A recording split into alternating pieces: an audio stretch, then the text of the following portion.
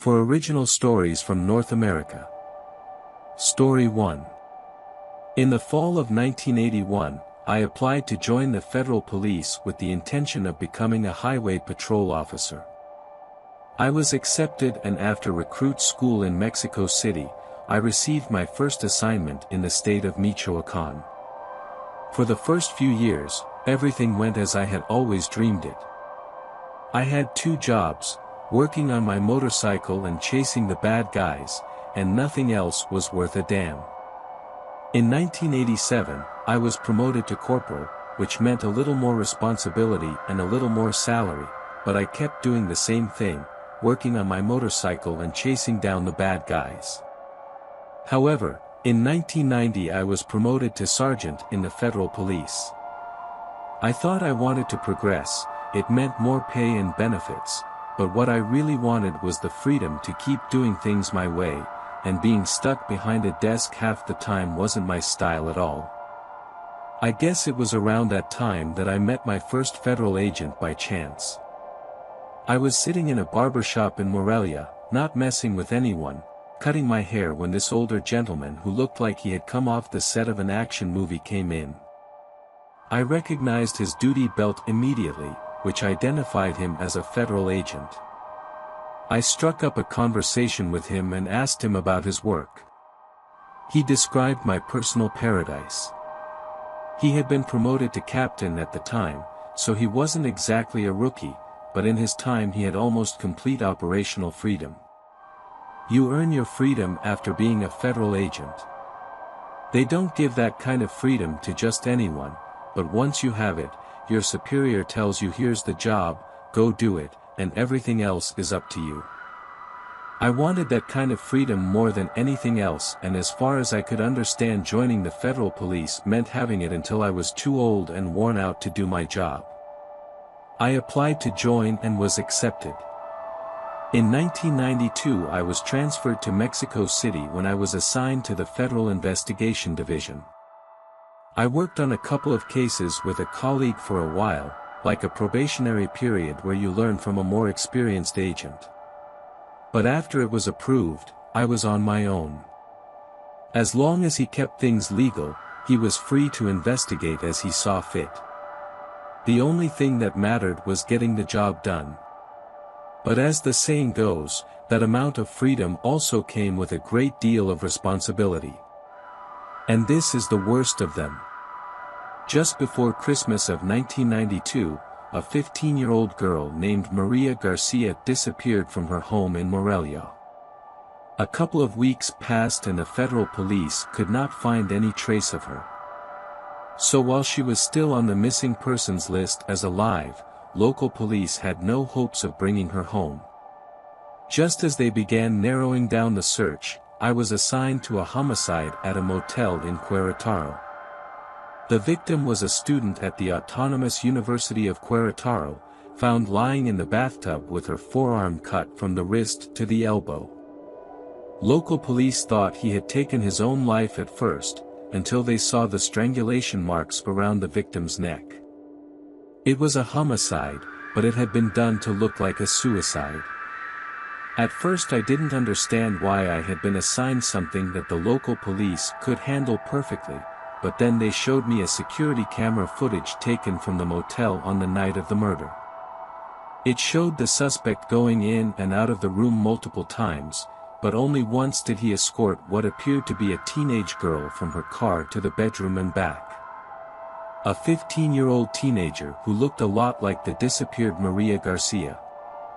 The way they explained it to me, this psychopath was dragging her into some kind of violent crime wave, and it was only a matter of time before he killed her too. And my job was to prevent that from happening. We had a potential suspect almost immediately. He was said to be a member of a marginal church in the state of Hidalgo. Some strange people in Hidalgo in those days, and Jonathan himself had had several run-ins with the law. But what made my main suspect was the fact that I had been arrested earlier for trespassing and molesting another 15-year-old girl.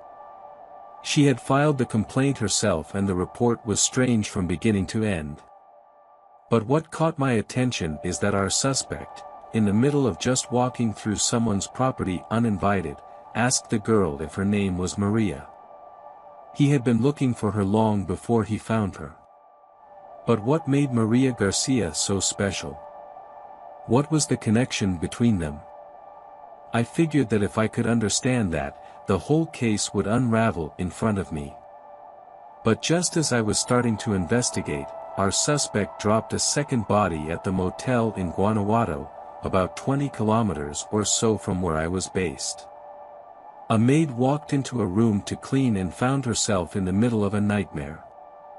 A 17-year-old high school student had been crucified in the bed frame and had been dismembered piece by our killer. He looked like a death by 1,000 cuts, as if he had tried to open every blood vessel in his body one by one. There were no blood stains on the floor of that motel room. We assumed that the killer had put some kind of plastic sheeting to try to keep the crime scene clean. But now I'm not so sure. I helped the local police in Guanajuato search the crime scene from top to bottom, and it was there that we found an earring belonging to Maria Garcia. It was tucked into a pillowcase, which meant there was very little chance that it had just fallen off and stuffed into that pillowcase while sleeping. We assumed she had put him there to let us know she was still alive and had been at the motel. But again, I'm not so sure about that anymore. We assumed they were heading west, so I headed towards Jalisco to meet a couple of colleagues from the federal police there. We hoped we could intercept our suspect before he committed a third murder. So we toured all the motels we could with photographs of Maria Garcia and our suspect. We assumed it was only a matter of time before we got a call from one of the motel owners, but when we finally got the call, it was to give us the news that the third body had been found. Only this one broke trends in a serious way. Instead of a young woman, the victim was an adult male, and instead of being attacked in a motel, the victim was killed in his own home. But, again, unlike the other murders that seemed to have some sort of method in their madness, this third one was simply a full-blown horror show. The victim was lying on the floor of his kitchen. There were no wounds on his limbs or torso, but his face was barely recognizable. Someone had bitten him deeply, bitten all over his face, but there was no piece of skin torn from his face, only bite marks, some intersecting and overlapping, but there had to be 100 of them. The guy's face was completely and totally mutilated. As you can imagine, the change in technique worried us a lot. The idea that our suspect was forcing Maria Garcia to witness all these horrific crimes, possibly as a kind of psychological torture, saying that this is what is going to happen to her. I'll admit, I lost some sleep because of it. But when the autopsy report came in and I read the findings of the county medical examiner, everything changed. According to the report, the bite pattern on the victim's face was slightly too small to have been done by an adult male. Instead, the medical examiner suggested that the bite pattern belonged to a much younger person, someone who had not yet fully developed himself. I didn't want to believe it, I don't think anyone wanted to believe it, but the evidence was there before our eyes. Either our suspect tried to mislead us by changing his modus operandi and wearing dentures, or our kidnapping victim wasn't as much of a victim as we thought. By that time, I had left all my preconceptions out the window. The idea that Maria Garcia was a fugitive was dismissed fairly early in the investigation. She was an average student, a quiet girl and a bit easy to influence according to her parents. And considering that the suspect had a history of harassing girls named Maria, I assumed it was a direct abduction and that little Maria was simply too afraid to try to escape. Who knows if one of the first things he saw was his kidnapper strangling another girl to death. It made sense that she would be terrified into submission. But if those really were Maria Garcia's bite marks on our third victim's face, then maybe she had flipped some sort of switch on her. If that was the case, and she suddenly stopped wanting to be found, then my job became much harder. Assuming she no longer wanted to be seen, we stopped circulating photos of Maria and focused on photographs and spoken portraits of our suspect and the vehicle we suspected she was driving. With the help of local sheriffs and police departments, we flooded the area between Guadalajara and Zacatecas with as much information as we could and told everyone to keep their eyes open for our suspect or, more specifically, their vehicle. And it was worth it. On February 27, 1993, I received the call that closed the case. I received a message on my pager from a non-commissioned officer of the federal police asking me to call him back. When I did, he told me that a concerned citizen had called with a tip about Maria Garcia's case. The citizen claimed to have seen a pickup truck enter a small construction site just off Highway 57. He thought it was odd, as the place was always deserted on weekends, but when he got a little closer and recognized the van, he called the police as soon as he could. He also added that the driver appeared to be driving around the back of the half-built home, almost as if he was trying to hide it from the view of passers-by. That was all the information I needed to hear, and, as soon as the sheriff allowed me, I headed to the town of San Luis Potosí and we left together around dusk. Moments like those made me want to join law enforcement in the first place. We were all on four wheels, but it felt more like we were riding there like some old vigilante group led by Juan Mendez or Felipe Angeles. Sure, it might turn out to be a fiasco, but God, it felt good to be on the move, armed to the teeth, and with the same purpose of rescuing an innocent girl. But it wasn't a failure and we found our man. When we raided that half-built house, it just wasn't in the condition I thought I'd find it in. Never, not in a million years. We wanted to keep the element of surprise as best we could, so instead of getting to that spot with our lights and sirens blaring, we took the exit before the house and parked on a small dirt road, then headed through the bush with only a crescent moon to light our way. We had an officer with a rubber bullet shotgun go in first, not wanting to cause collateral damage if our suspect turned out to be armed, but while we heard any signs of activity, we heard nothing at all. So, quietly as we could, we piled ourselves in, with one entrance covered by a plastic sheet, then turned on our flashlights and stormed inside. The place was just a skeleton inside, with only one or two pieces of panel closing off one of the rooms. We could see signs of life before we walked in the open door, candy wrappers, empty soda cans, that sort of thing, but we couldn't see what was going on there until we were actually in the room, or what was intended to be a room anyway. The officer with the rubber bullet shotgun went in first and moved out of sight of something before letting loose a "Police department, show me your hands." His heart was not even close, and I was surprised that he could utter the words, because when I saw him, I was out of breath.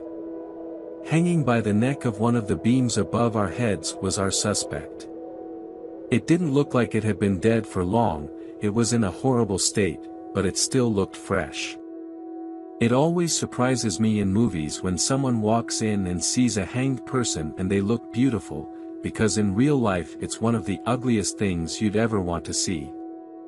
But right at her ankle, clutching and looking like she was crying, was a young woman who appeared to be Maria Garcia. I suddenly understood why our man was so reluctant to shoot.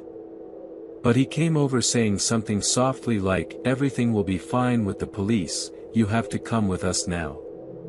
She didn't want to leave him at first, she just kept clinging to our dead man's ankle, sobbing as if she didn't believe it.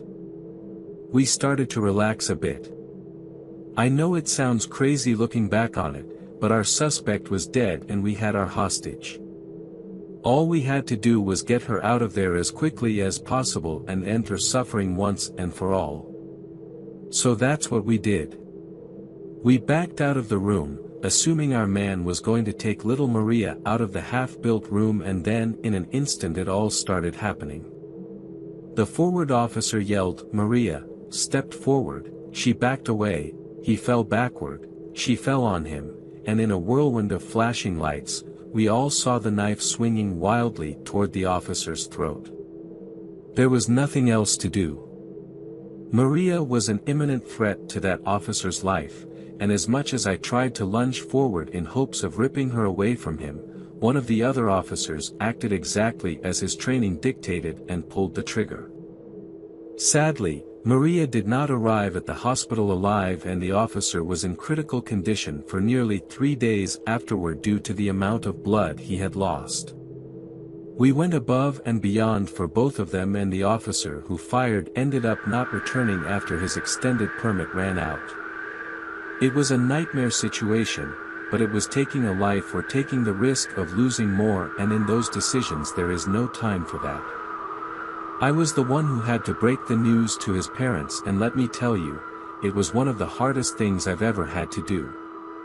Telling them was one thing, but then telling them how it happened, that was another thing entirely.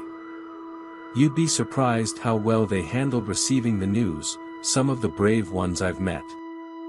Now that I really think about it, I think they had accepted a long time ago that it was only a matter of time before they received the news that every parent prays they will never have to hear.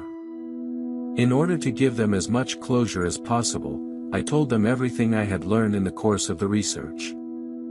I had been giving them regular updates on any progress I was making, but after receiving the news about the bite pattern, I stopped being so liberal with what I was telling them directly.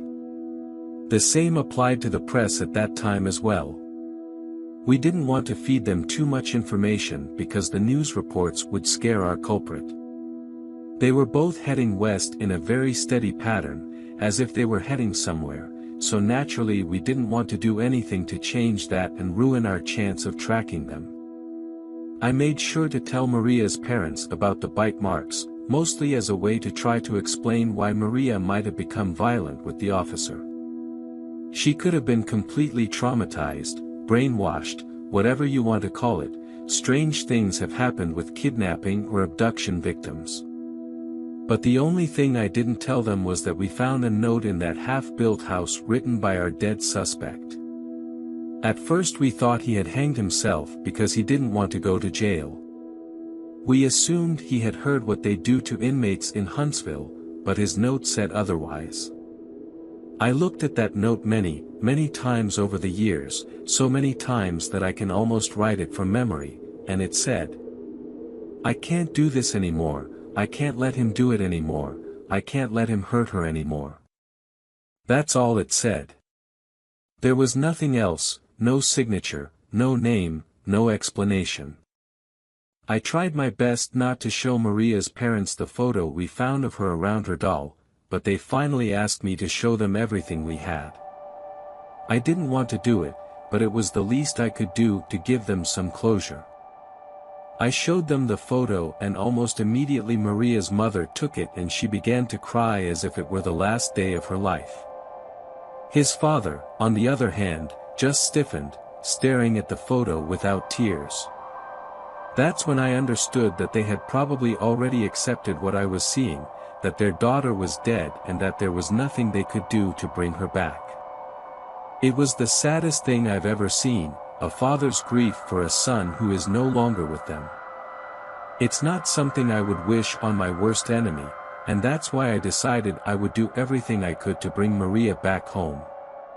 It was the least I could do for them after everything they had been through. I had no idea what awaited me in the future, but I guess I wasn't that worried. He was alive, he had a purpose, and for the first time in years, he had a reason to keep going. After making sure Maria's parents had everything they needed, I locked myself in my office and started working again. There were a lot of things I needed to go over and need to catch up on if I ever wanted to close this case. I guess that's all I have to say on that topic for now. I'll update you later. If you ever need help with something, don't hesitate to ask for it. I'm always here for you, friend. Story 2. Just after midnight on December 13, 1990, the lifeless body of 33-year-old Maria Lou Pratt was discovered lying in a courtyard in a low-income neighborhood in Mexico City. She had been stripped, beaten, and then executed with a single .44 caliber shot to the head. Within hours of the discovery of the body, the case was assigned to Detective Juan Manuel Torres, a rough-looking man who spoke with a northern accent and dressed similarly. Detective Torres was familiar with Maria, who in her mid-30s was one of the most experienced escorts in the entire colony, but of all the sex workers he expected to find dead on the street, Maria was near the bottom of his list. Maria was no stranger to violent customers, but it was no accident that she survived in such a dangerous job for so long. Maria was extremely shrewd in her business and rarely plied her trade with strangers on the street. Instead, Maria would visit a small number of regulars, some of whom she trusted enough to be driven home in the evening. But apparently, some of that trust had been gravely misplaced. After Maria's body was taken to the medical examiner's office, Detective Torres made sure to witness the autopsy. The huge hole in her skull clearly spoke of the cause of death, but those present soon noticed something else regarding the condition of Maria's body. While Detective Torres and his partner were a short distance from the blue plastic cart where Maria's body lay, Dr. Elizabeth Lopez opened the eyelids of the deceased girl. He did this to make a note of the color of Maria's eyes, but all he stared back at were two empty cavities. Dr. Lopez was morbidly impressed.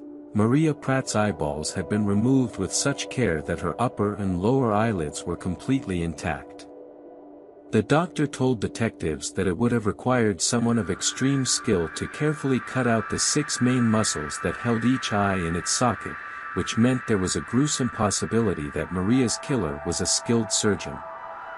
Detective Torres knew he was facing an uphill battle with no murder weapon, witnesses, or significant forensic evidence. There was little chance of answering the many questions surrounding Maria's murder, especially what kind of person would do something so twisted. A few hours later, Mexico City patrol officers Regina Gomez and Juan Morales took turns for their morning shift.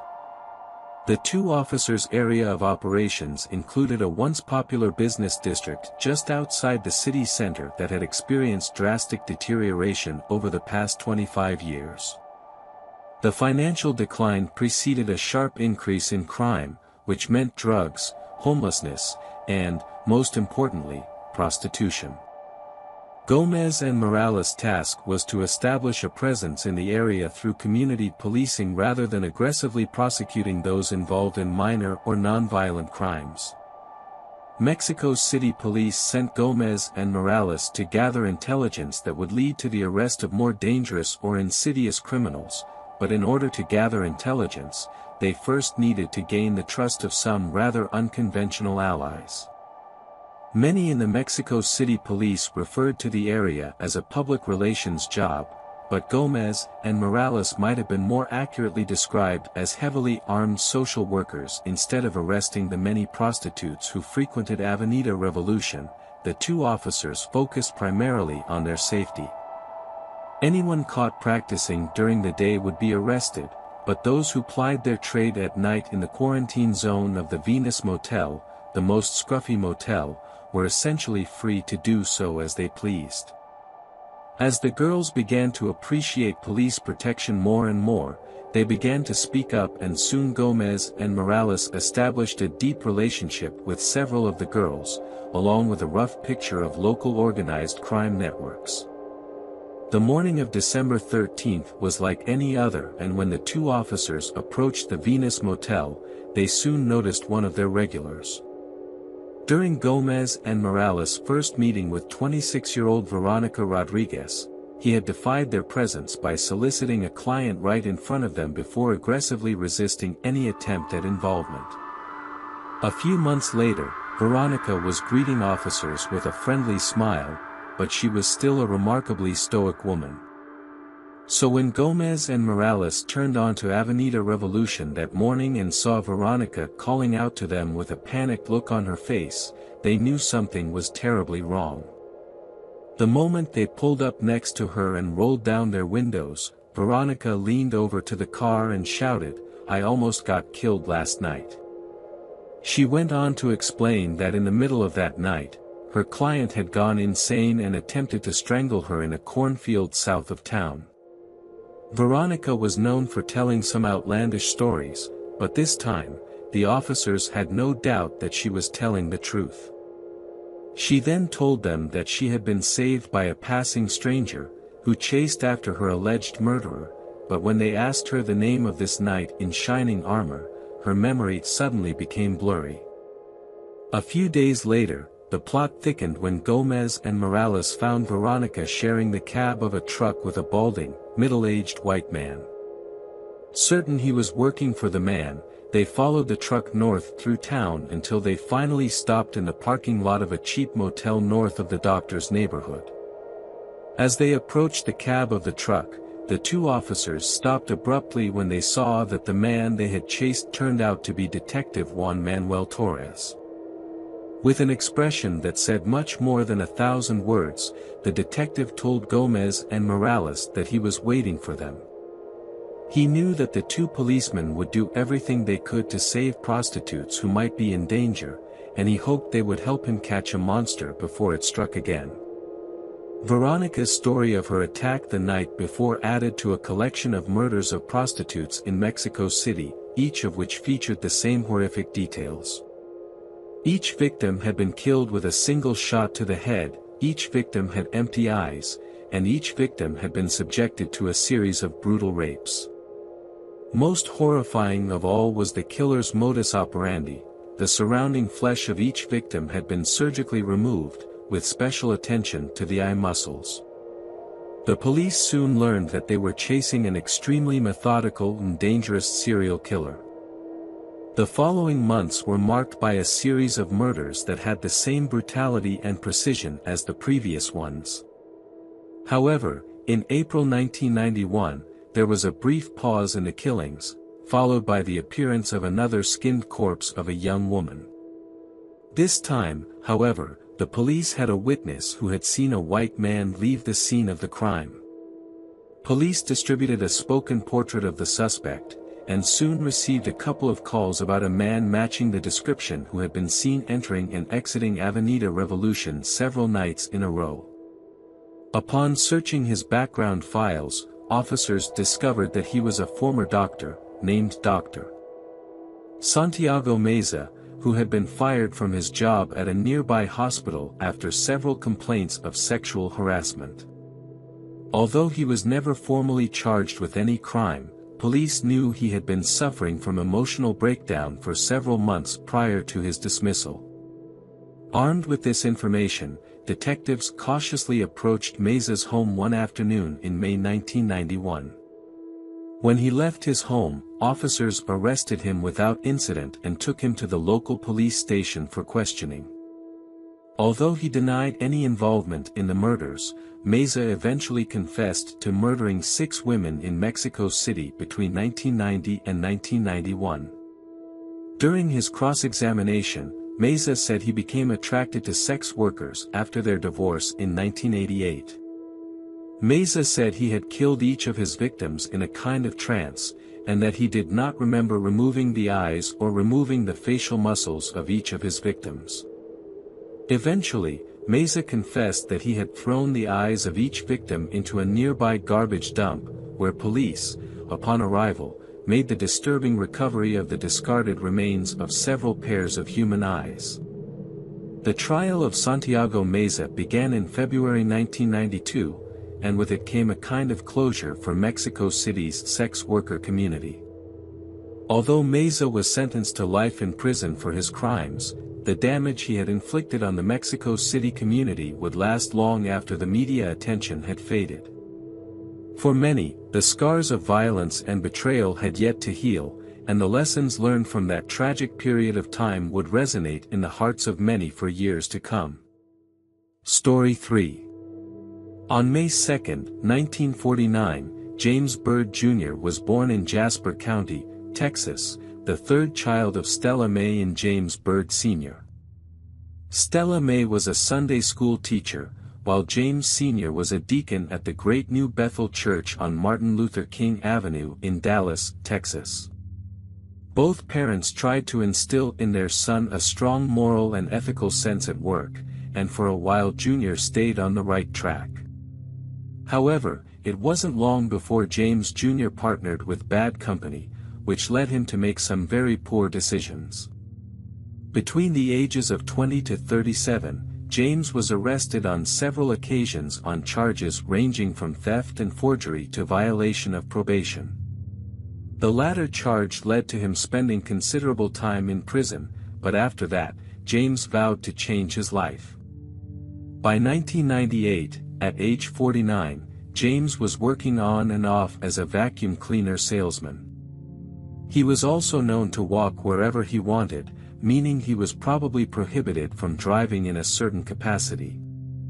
James could have easily avoided the ban by borrowing a friend or family member's car, but doing so could have risked violating his probation, so instead, he walked. On Sunday, June 7, 1998, James walked throughout Jasper County to spend the night with some friends and family. There was music, a barbecue, and an inflatable pool for the children. After a few beers and some time to digest, James found the energy to walk back home. Shortly after 2 a.m., James said goodbye to those present and walked through the dark streets of Dallas, never again to be seen. Between 2:30 a.m. and 2:45 a.m., James was walking along a long, dark stretch of road when a pickup truck pulled up next to him. The men claimed to recognize James from his numerous walks through Jasper County and offered him a ride wherever he was going. James climbed into the bed of the truck and the driver drove off. However, instead of taking James to his intended destination, the driver took him east, out of Jasper County, to a small clearing in the woods. There, the men are believed to have told James to get out of the van and, realizing something was terribly wrong, he did. But when he tried to escape, the driver of the pickup truck, along with two other men, chased James into the clearing and attacked him. Forensic evidence suggests that James put up a lot of resistance, but he didn't stand a chance in the 3-on-1 fight against younger, fitter men. Once they managed to beat him and James was lying on the ground, his attackers continued the assault, beating him all over his body before painting him and urinating on him when he was already unconscious. The men then dragged James' unconscious body back to their truck, tied a chain to his ankles and hooked it to the rear bumper. James was dragged 3 miles along the road, and an autopsy suggested he had remained alive and conscious for at least half the time before his bones broke and his body was torn apart. What was left of him was dumped in front of a historically African-American cemetery in Dallas. The next morning, police found traces of James' body in 81 separate locations along the road, along with one significant clue, a cigarette lighter with the word "possum" inscribed on it. Given the extreme nature of the case, there was a strong incentive to resolve it as quickly as possible. The Jasper County Sheriff's Department was soon contacted by the FBI, who wished to offer their help. They returned within hours with a breakthrough in the case. Possum was the jail nickname of a 23-year-old man named John William King, who was on the FBI's watch list for associating with a notorious white supremacist group. King also had several white supremacist tattoos and was found to be a full-fledged member of a neo-Nazi prison organization known as the Confederate Knights of America.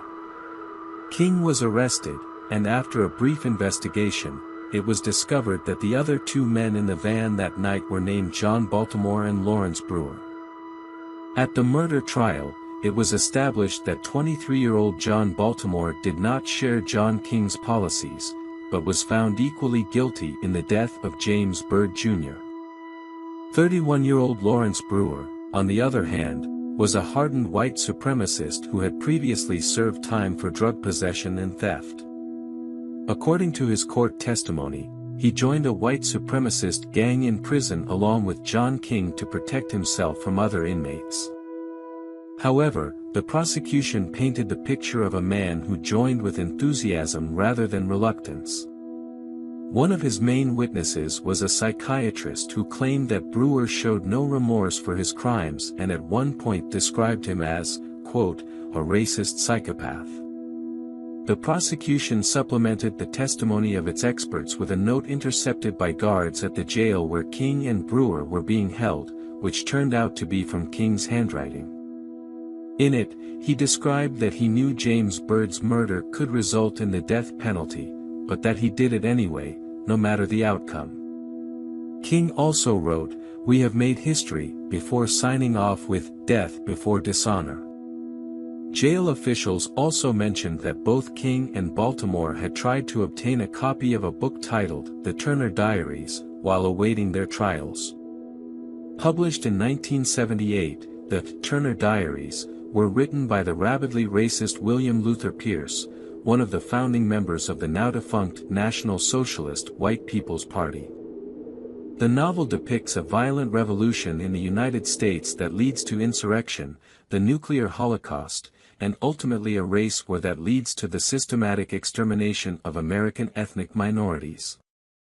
Brewer's order included 2 breaded steaks with gravy and sliced onions, a triple beef burger with bacon and cheese, a cheese tortilla with ground beef, tomatoes, onions, green peppers and jalapenos, a bowl of fried okra with ketchup, a pound of grilled beef with half a sourdough bun, 3 fully loaded fajitas, a meat lover pizza, a pint of Blue Bell vanilla ice cream, a peanut butter fudge bar with crushed peanuts on top, and 3 large root beers. When presented with the food, Brewer looked at the enormous amount of food he had been offered, looked a correctional officer in the eye, and said, "I'm not hungry." Due to some food safety regulation, prison officials were not allowed to redistribute the large amount of food and were allegedly forced to throw everything in the trash. The news sparked outrage among the people of Texas, and State Senator John Whitmer called on prison officials to end the 87-year tradition of giving last meals to condemned inmates. The executive director of the correctional agency responded by stating that the practice had been terminated with immediate effect on April 22, 2019. John King's appeals to the Texas Court of Criminal Appeals and the Texas Board of Pardons and Paroles were denied, and he was executed at the Texas State Penitentiary on April 24, 2019. While it's easy to celebrate King's death, it's harder to understand why James Byrd had to die in the first place. But instead of succumbing to anger and despair, James' family found the strength to turn something ugly into something beautiful. In the years following his death, family members helped establish the James Byrd Foundation for Racial Healing. Eccentric former basketball player Dennis Rodman donated $25,000 to the foundation, while boxing promoter Don King set up a $100,000 college fund for Byrd's 3 children. Perhaps the best way to sum up their attitude is to remember their joint statement in the midst of tragedy: how does one respond to such a brutal act? Having a loved one tortured and lynched produced an unimaginable sense of loss and pain. However, retaliation, hate speech, or the promotion of written hate propaganda never crossed our minds. We thought, what would Jesus have done? How would he have responded? The response was crystal clear: his message would have been one of peace and hope. Story 4. I opened my eyes and saw the night sky full of stars. It was very cold here, but I didn't know where it was. I looked to the right and then to the left when I felt the cold snow behind my head, making a cracking sound as I moved. I tried to sit up using my elbows, but everything hurt. Then I saw a lot of trees around me, so I realized that I must be in a forest. I could see my breath as vapor in the air. It was very cold and my fingers started to hurt because of it. I was leaning on my hands, but I kept wondering why I was here. Then I looked down to see what clothes I was wearing. I didn't understand what I was seeing, as I was wearing a strange outfit, a short pleated skirt in black and yellow, white stockings, and white shoes. She also had a top in the same colors that said, "Top's Cheerleaders." But who were the top cheerleaders? I felt like I was going crazy or trapped in a nightmare. Why did he wear this outfit in the forest at night? My hands hurt, and not only because of the cold.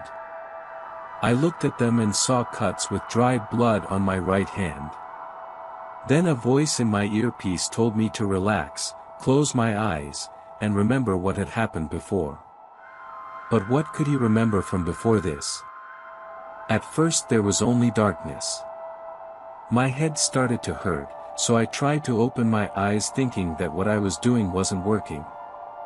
Suddenly I found myself in a moving vehicle. The next time I opened my eyes, I was in the back of that vehicle. When I looked around, I saw that it was some kind of small bus, and all the girls inside were dressed like me, in cheerleading uniforms, and they were all talking. The seat next to me seemed empty, so I looked straight ahead, looking out the front window of the bus.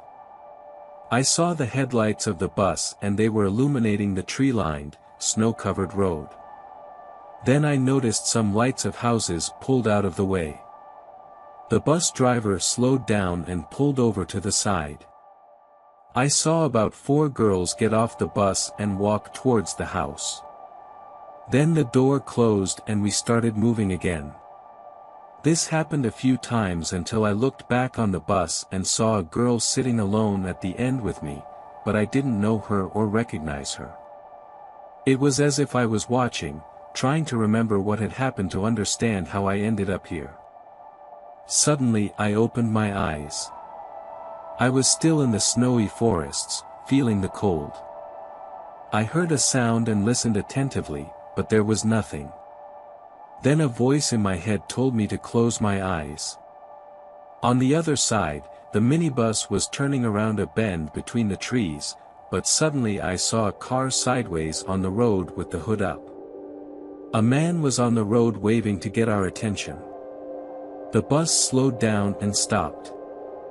The driver said, "Stay on the bus, girls. I'll see if I can help." He was wearing a green jacket with the hood on because it was snowing. I remembered that he left the bus after putting on his hood and closed the door behind him. As I stood in my seat, I remembered the girl in the back who had moved to sit right behind me. He seemed to be talking to me, but I couldn't remember his words. She called me by my name. I paused and opened my eyes again. I was still in the woods, but now I was standing under a big tree for shelter because it had started to snow. Based on what the girl had told me when she thought about it, she was saying that my name was Ashley. But I couldn't remember my name being Ashley. What was suddenly happening? A voice in my head said, "Stop, close your eyes and concentrate." I closed my eyes. My head still hurt. At first everything was black again, then an image began to form. I was back on the bus with the girl behind me. We were both looking out the window as our driver approached a man in the middle of the road. They both walked to the car that had broken down. I opened my eyes. I looked around and was still next to the tree. Then I thought I heard something in the woods. I looked around and listened carefully, but it was really dark. I tried to look through the trees and all I could see were some snowflakes falling between the branches and the soft sound they made as they landed on the branches and on the ground. I closed my eyes again. This time I saw a driver walking back to the minibus. The snow was falling hard now. He had his hood on when he got back on the bus. I remembered that he closed the door and then returned to his seat to start the bus and continue driving.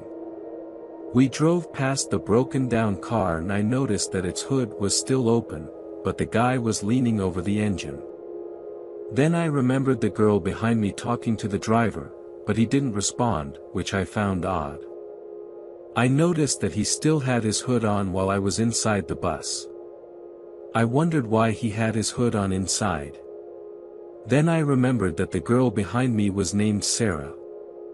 The memories were beginning to return. Then I saw some house lights on the left. Sarah said something like, "Where do I get off?" "See you tomorrow." He got up to leave. She told the driver, but he didn't look at her or answer. Sarah started screaming, but instead, the driver sped off and we drove past her house. We then turned sharply left onto a bumpy road that looked like a path for cutting down trees. Sarah got very scared and started crying, yelling at the driver. The driver turned to us, took off his hood, and screamed. We were both surprised. This was not the driver we knew. He looked older and had a scar on his face from his eye to his nose and had dark hair. Then he turned and kept driving, but much faster now. I opened my eyes looking around. It was still snowing, so I thought the guy crouching down and the broken down car must have been our original driver. I noticed that this other guy took the driver's coat and pretended to be him. But why and what was the reason? I closed my eyes once more, trying to remember, but my body hurt. But the memories slowly began to return. Then I closed my eyes. I was back on the bus. They were throwing us while he was driving recklessly out of the way. Sarah was screaming now and I remembered yelling at her to stop, screaming as much as I could. He turned again and this time he had a knife. He began to scare us with it. Suddenly I opened my eyes and stopped remembering. I looked at my legs and noticed that they were all cut and scratched for some reason. I was so exhausted that I couldn't get up anymore. I sat in the cold snow by the trunk of the tree. The guy must have used the knife on my legs. But why did he do it and where was Sarah and, most importantly, where was the real driver? I closed my eyes again. The bus was slowing down. Its headlights illuminated a runway. The path was heavily overgrown and looked odd here. The bushes on either side were hitting the bus and hitting the front windshield. The bus turned sharply right into some bushes and came out into a small open space. We were both holding on to the front seat bars facing forward. The lights showed a small wooden building very low to the ground. Then the driver stood up and told us to get up. He climbed down to Sarah and grabbed her arm. He scared her and told her to stop screaming. He slapped her hard, which surprised her. He dragged her to the door and then looked at me. He warned me that if I tried to run, I wouldn't get far. I remembered seeing Sarah being pulled away from the bus. Then my mind told me, you have to run. Your only chance is to get out of here. I went back to the back of the bus and saw the emergency door that could be opened from the inside. I quickly worked the handle expecting him to come back at any moment. I hit the window with the hammer and it shattered into pieces. Then I went through the door window, but my knee scraped as I went over the edge. I remembered that I needed to run into the trees to escape, so I ran through the trees as fast as I could. I hadn't gone far when I heard a scream. The man was screaming after me. She said she better come back now or her friend would be hurt. I could hear branches breaking as he searched for me. But I kept running not knowing where I was going and then all of a sudden I fell and hit with a big impact. After that blow, everything went dark. I opened my eyes looking around. I wondered if it was now or before. I looked up to my left and for the first time saw a steep incline. That's where it should have fallen. Then I heard footsteps running, but suddenly darkness enveloped everything again. In the blink of an eye, I opened my eyes. I saw that he was on a couch in a modern, dimly lit room. There was a woman sitting in front of me and a sheriff sitting off to the side. They explained that they had found me wandering in the woods early in the morning by a hunter. Police had already been informed about a man stabbed and found dead on the road next to his car. He was leaning over the engine with the hood raised. That same night, 2 girls were reported missing. They never found the man, but they did find Sarah. She was in the wooden building, wounded and tortured. He survived, but his life changed forever after that. I felt like I was having a dream within a dream or a nightmare within a nightmare. I felt so helpless and out of control. Why was he even on the bus with those girls? This experience made me afraid of alcohol. Even its smell makes me fear for my life. If I hadn't been drunk and gone to that party with the girls, I wouldn't have been so silly, drunk, and oblivious to the situation. Maybe if I had been sober, I could have saved Sarah from what she suffered, prevented our driver from being killed, and most importantly, had a memory that actually worked and remembered what happened.